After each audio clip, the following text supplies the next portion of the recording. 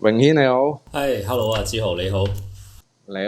好，呢一集咧開始去正式去解讀我哋嘅離卦啦。咁上集咧最後嗰度咧係同大家個介紹話，原來九運嘅離卦點樣去睇，能夠令到大家知道同自己息息相關啦。係。點解九運係要你去儲錢啦？咁依家我哋睇下個離卦啦。咁離卦啦，就一共有7句説話。係。第一句就係個主卦嚟嘅。係。咁第二句同埋第7句，剩低呢6句咧，就係講六爻嘅。係。咁呢7句説話入邊咧，右數第一句係最重要嘅。咁第一句離精亨。咁元亨利貞咧，佢有咗3個噶啦。係好嘢嚟嘅。咁但係咧，佢成句話個核心咧，原來喺後邊4個字，叫做速辟牛吉。速辟牛吉咩意思咧？原來呢個辟字咧，佢係代表雌性嘅畜生。佢最早咧反映喺呢個牛同埋雞身上嘅。明白。咁牛同雞咧，意指咧就係你要養啲乸嘅雞同埋乸嘅牛。明白。可以生雞蛋，同埋有牛奶食。咦？如果係咁樣講嘅話，係咪意味住未來九運係利好呢個畜牧業咧？唔係咁講嚇，因為你要睇翻嗰個牛，原來牛咧係叫你儲錢嘅意思。明白。因為牛呢個生肖咧，喺12地支12月份入邊咧，佢係代表一年最後嘅嗰個月。原來係代表五行閉塞。有冇發覺咧？春節前咧，個個都要等錢使，個個都催人還錢啊！冇錯啦。所以咧，牛年牛月咧，其實係最冇經濟，因為佢係一個五行閉塞嘅時間。所以咧，喺呢個命理統計入邊咧，每逢到咗牛嘅月份咧，係最多老人家過唔到呢關嘅。明白。所以我哋有冇話從細到大都聽過一句説話啊？如果佢過到呢個年咧，佢就可以熬過噶啦呢個關。咁其實咧就係講緊呢個牛，呢個丑土，因為牛皮咧佢係最厚。呢個第一，第二，牛咧佢個行動係最慢嘅，受土星影響。所以咧佢其實係最唔利於經濟。咁本身牛咧佢就係一個儲錢嘅密碼。牛市就係想佢有入冇出啫嘛。即係喺股票上啊。明白。咁所以咧，原來佢速辟牛吉咧，講白咗就係話俾你知係要你儲錢嘅。咁啊，呢個都非常有趣嚇。咁啊，結合而家我哋嘅經濟大環境啊，同埋未來有可能會發生嘅事啊，睇嚟呢一句説話亦都非常有警惕性。咁亦都會唔會話喺最近呢3-4年開始，已經有好多國家唔俾自己嘅糧食出口嘅原因？因為依家周圍啲物價其實睇返都係貴嘅。全世界大多數地方啦。咁點解會出現呢一個卦辭咧？首先我哋要知道一樣嘢，九運咧佢係好奇怪嘅。佢係9個元運入邊最奇怪。丁財佢只能夠選一樣，其他嘅元運咧佢係都有旺丁旺財嘅。但係喺九運咧，旺丁唔能夠旺財。兩者有權唔能夠有錢。咁係咪意味住依家做官嘅人，如果貪污會好容易俾人捉咧？咁呢個第一。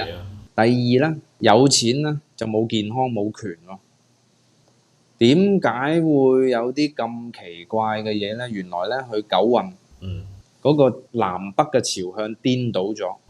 嗱，咁我哋都知道八運啦，係利益坐東北向西南。如果你個東北係有山嘅，係高咗起身嘅。所謂嘅高咗起身係一定要高過前邊嘅西南。咁咧係代表你有權，身體好，個人精神，講嘢都大聲啲，有魄力啲。咁如果你個西南邊咧，依家講緊白雲係有水，或者係低咗落嚟，或者係有明堂，咁呢個時候咧，你就有得發展啦。你個發展前景就會好啦，你個財運就會好啦。即使喺個坤卦嘅位置入見水。冇錯，係睇你開唔開心嘅呢個位置，即係呢個位置係越空港越低，睇得越遠，呢個人係越開心嘅。咁但係九運咧，呢一種情況咧就完全扭轉晒。點解咧？原來九運係要坐南而向北，即係話你嘅南邊咧一定點都要高過北邊，南邊亦都要有山，咁就變咗北邊要有水咯，北邊要低咯。咁但係咧好可惜咧，原來全世界嘅版圖入邊咧，大多數地理都係喺北半球，而北半球咧係一定北高南低嘅。咁所以咧，稍為中意去旅遊嘅人或者係研究地理嘅人咧，你求其俾幅風景相去咧，一睇佢基本上已經知道係南邊定北邊嘅。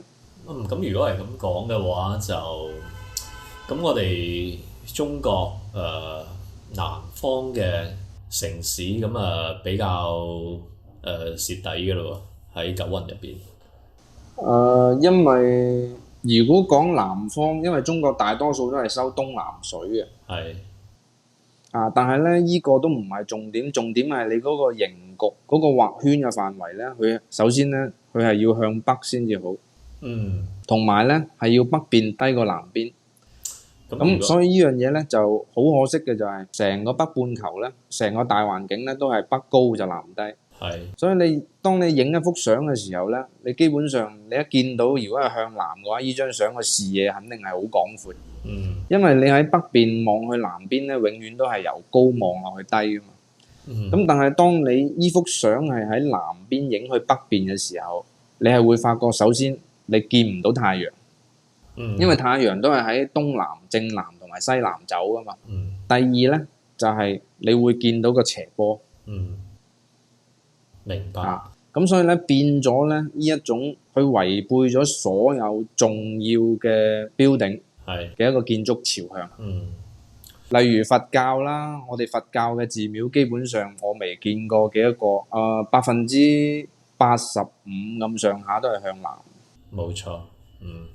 咁如果係咁樣嘅話咧，我就突然間就諗起我哋比較熟悉嘅城市香港啦。咁如果係踏入咗九運之後，就要坐南向北，北邊見水嘅話咧，咁我諗油尖旺區咧就嗰啲經濟咧都有排先可以復甦噶啦。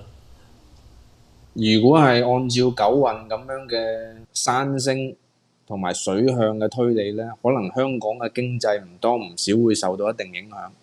如果將我哋呢個理論咧範圍擴張到隔離嘅深圳啦，咁我哋知道深圳有個叫係屬於大灣區嘅城市啦，咁當然亦都係有個叫做前海嘅經濟開發區嘅。咁前海咧喺白運入邊咧就應該大家都見到㗎啦，佢係西南咧就對住個海嘅。東北咧其實就係蛇口嘅島上面嗰座山。